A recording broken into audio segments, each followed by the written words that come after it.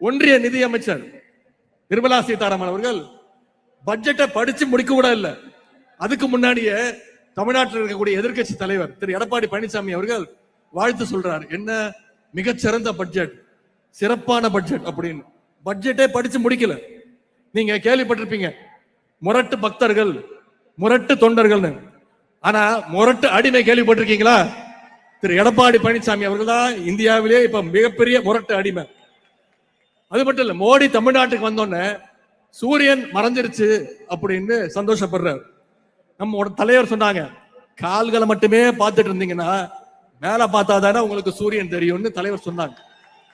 உடனே திரு எடப்பாடி பழனிசாமி அவர்களுக்கு கோவம் வந்துருச்சு. என்ன தெரியுமா சொல்றாரு? காலை பார்த்து நடந்தாதான் நாங்க நேரா பார்த்து நடக்க முடியும், காலை பார்த்தாதான் நேரம் நடக்க முடியுமா அப்படின்னு ரொம்ப அறிவுபூர்வமா கேட்டார். திரு எடப்பாடி பழனிசாமி அவர்களே, தலையை நிமிர்ந்து பாதையை பார்த்து நடந்தீங்கன்னா தான், வழியை பார்த்து நடந்தாதான் நேரம் நடக்க முடியும். நீங்க திரு மோடியுடைய காலையும் திரு அமித்ஷாவுடைய காலையும் பார்த்துட்டே நடந்தீங்கன்னா உங்களை மாதிரி முட்டு சந்தில தான் போய் நிக்க முடியும்.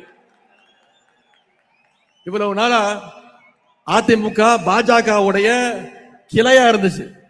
இன்னைக்கு அதிமுக பாஜகவோட இலையா மாறிடுச்சு. தமிழ்நாட்டில் 10 தோல்வி பழனிசாமியும் மொத்த தோல்வி மோடியும் என்னதான் கூட்டணி வச்சாலும் தமிழ்நாட்டுக்குள்ள உங்களை ஒருபோதும் தமிழ்நாட்டு மக்கள் அனுமதிக்க மாட்டாங்க.